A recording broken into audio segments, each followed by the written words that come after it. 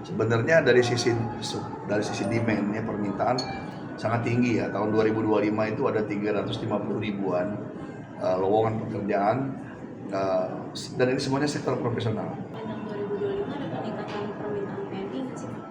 Sebenarnya dari sisi demand ya, permintaan sangat tinggi ya. Tahun 2025 itu ada 350 ribuan lowongan pekerjaan, dan ini semuanya sektor profesional, skill worker ya, dari beberapa negara Asia dan Eropa dan Timur Tengah, khususnya yang skill worker ataupun yang profesional.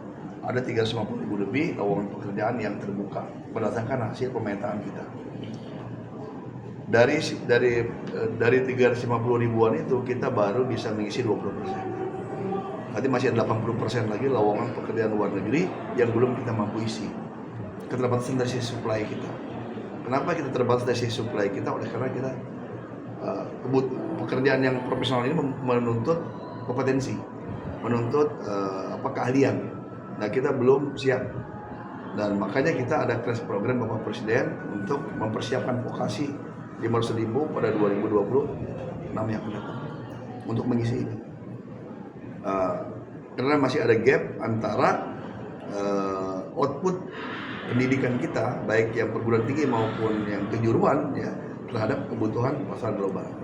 Nah, gap ini kita isi dengan vokasional ataupun dengan crash program melakukan pelatihan agar lowongan yang ada ini bisa kita isi secara maksimal ya. 20% itu berapa kira-kira? 20% mungkin baru sekitar kalau dia 300 ribu berarti sekitar baru 60 ribuan, 70 ribuan, 80 ribuan lah ya.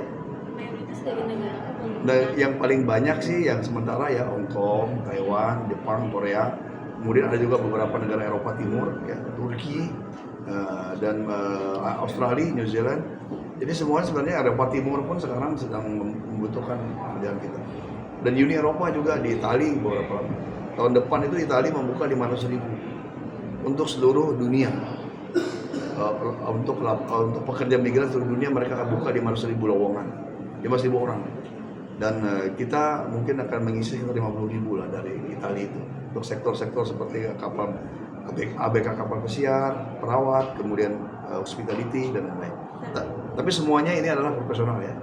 Targetnya yang 2026 kira-kira?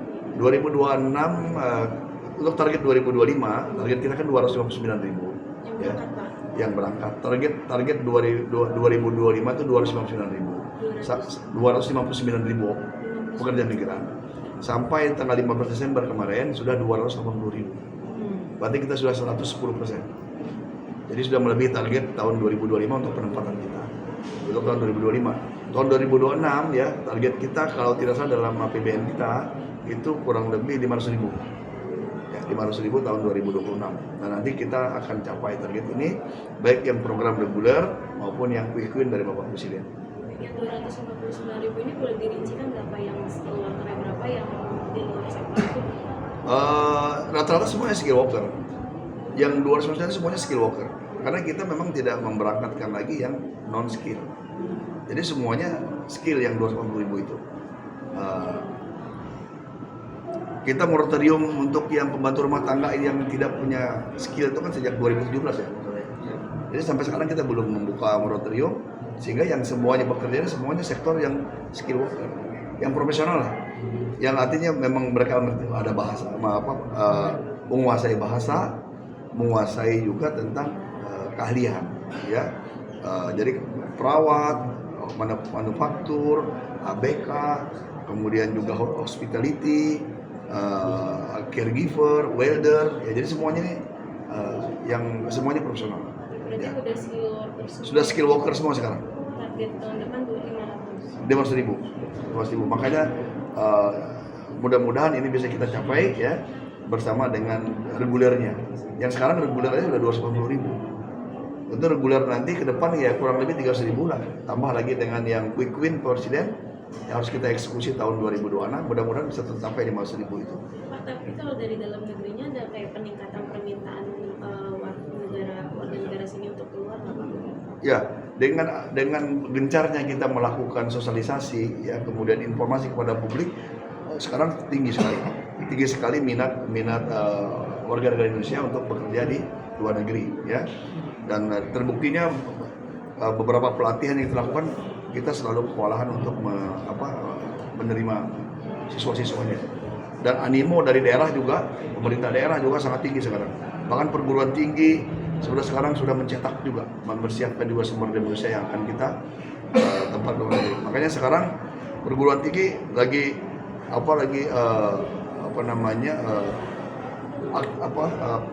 progresif sekarang untuk bekerjasama dengan KP2MI, perguruan tinggi, pemerintah daerah. Makanya sudah banyak migran center yang kita resmikan dalam rangka menyiapkan sumber daya manusia yang bisa mengisi pasar kerja global itu. Jadi animo sangat tinggi, ya, dan kita tinggal kita mempersiapkannya. Pak Tadi update. kan Bapak sampaikan yang skill workernya udah nggak ada ya Pak, tapi nyatanya ternyata tuh masih banyak yang kayak ajakan untuk kerja jadi pembantu seperti di Malaysia itu masih banyak. Itu seperti apa? Ya, jadi kalau yang sifatnya non skill itu berarti dia berangkatnya non prosedur, ya. Jadi yang ada yang mungkin memang masih ada yang berangkat ke Arab Saudi sebagai pembantu rumah tangga, tapi semuanya berangkatnya mungkin berangkat umroh, kemudian mereka langsung bekerja. Jadi ini ada fakta itu, dan tentu ya ke depan kita harus tekan terus ini. Makanya sosialisasi kita, informasi kita kepada masyarakat masif sekarang kita lakukan. Maka ada kampanye migran aman. Dan tentu yang mohon maaf ya, yang banyak bermasalah justru dari kalangan yang pembantu rumah tangga, yang non skill ini lah, yang berangkat secara tidak prosedur. Sedikit tanggapan soal pembukaan moratorium yang Arab Saudi. Kalau soal pembukaan moratorium kita sampai saat ini masih belum melakukan, ya, karena memang pertama dari sisi regulasi dan kebijakan di Arab Saudinya. Dari kita ada kebijakan seperti ini, Arab Saudinya nggak bisa menerima, gitu. Jadi belum bisa menyesuaikan. Selama Arab Saudi belum merubah kebijakannya, kita selamanya juga tidak akan melakukan pengiriman untuk yang pembantu rumah tangga ke Arab Saudi, ya, karena terus terang selama ini perlindungannya lemah akibat aturan di Arab Saudi yang membuat kita tidak bisa berbuat apa-apa untuk kerja migran kita. Jadi ini yang harus, jadi poinnya kita Arab Saudi bisa merubah dulu kebijakannya, baru kita bisa. Karena dari kita udah harga kebijakan kita seperti itu.